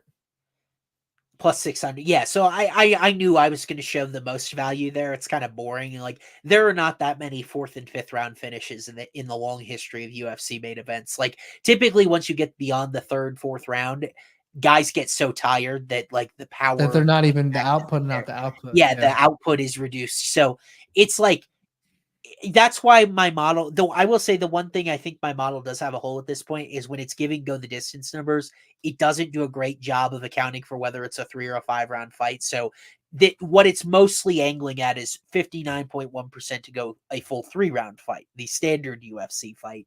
I like the thing about Tsarukyan, I have gas tank questions from the Gamrot fight. I've got submission defense question. I really do. Like, what's his level of comfort with that? Because you would think that some of these fights where he's been in such advantageous positions, he'd go to lock up a sub at some point, right? What about the uh, the Makhachev fight? Wait, Islam and Arman, neither one of them got an official submission attempt on the ledger in that fight. Right, That was but Makhachev earlier in his career was so boring. Like no knockdowns, no submission attempts, all control.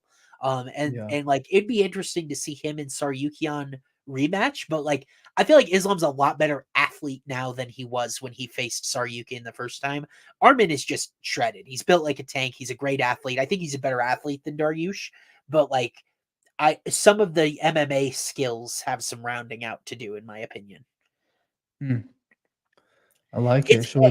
Maddie, we're kind of in sync tonight, which is a good feeling. Like this is much more so like our Sean Strickland fight. We were split on a couple of weeks ago. It didn't go particularly well for either of us. So like we're a little split on Font Figueiredo, although I don't have a strong opinion there. If I've sold you on Bobby Green 2-3, I've done my job tonight. So I'm 100% down. Do you want to build a lay? Yeah, let's build a parlay for sure. Let's build a lay. I feel comfortable if we have the ability, maybe sticking closer to model fights. Like, what was the fight that we definitely? I think we got to throw Brady in there, right? Sean Brady -120. Brady money line, but there was one. Oh, okay, and Reese distance. I'm with you. All right, hold on. Well, it's gonna be hard to put this parlay together. Here, I'm gonna do it on a just do it on Shady Sportsbook, and then you guys can grab it probably for a better number when it drops on FanDuel. Yeah, 100%. That's the nice part about UFC props. Sean Brady -120 on here. That's solid. I would not be surprised if this line moves toward Gastelum because he's getting a slight majority of the attention from the sources I found.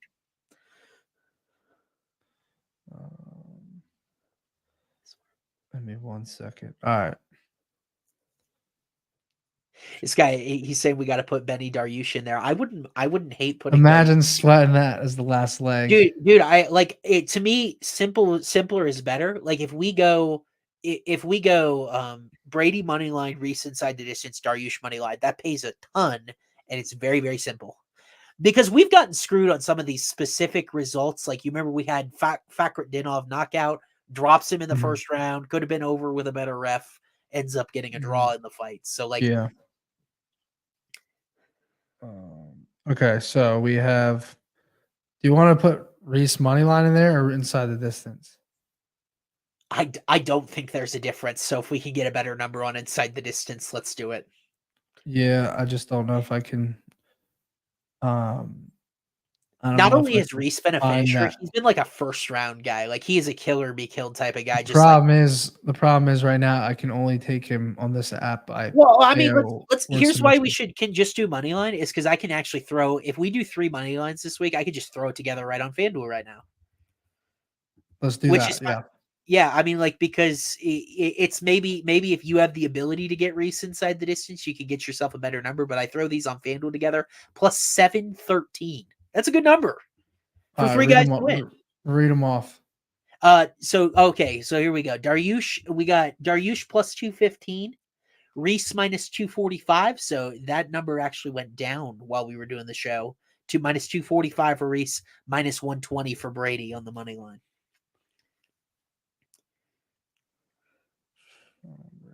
Oh, you putting it in chat? Yeah. And what's it pay? So $100 pays 713 plus 713.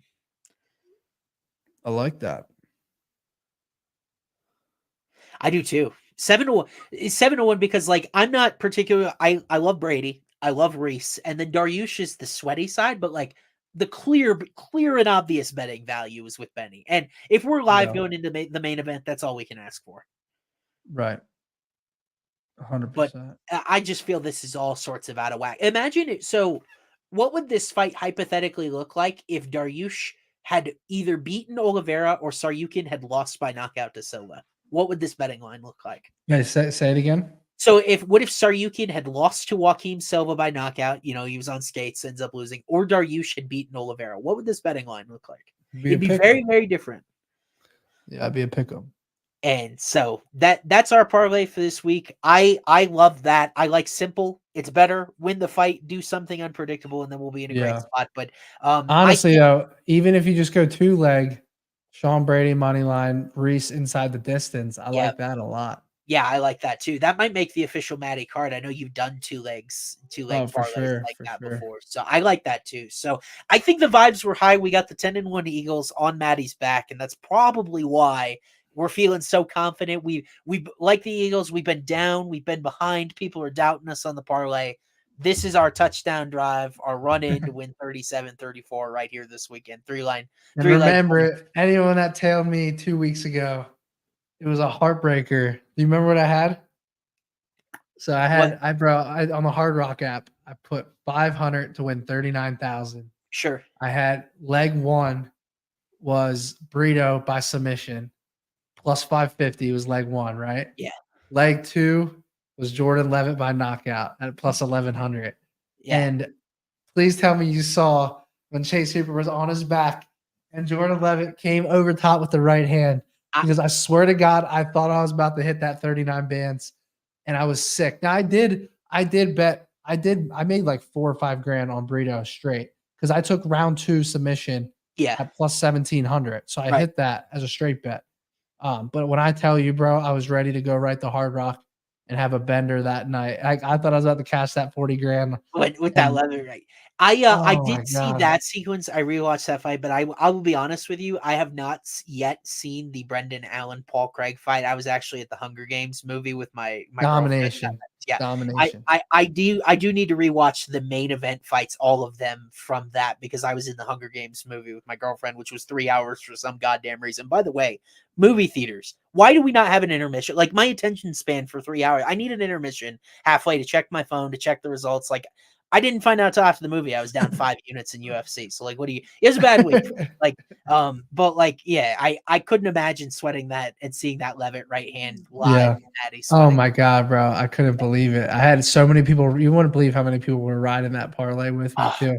Well, you just hit the Diego. You had just hit the Diego Hard Rock lay, right? Correct. So like, people were all in, and you were near. I hit the plus 6,700 one just a week before. Yeah. So I was trying to ride that momentum. But no, I think we got a great betting card this week. I think we're going to make too. You and I in unison is typically a good thing. So we hope you guys enjoyed. Good card coming this week. Live event in Austin. We will have a card we'll have a card to preview next week. UFC Vegas 83 final Apex card of the year next week. Then the pay-per-view.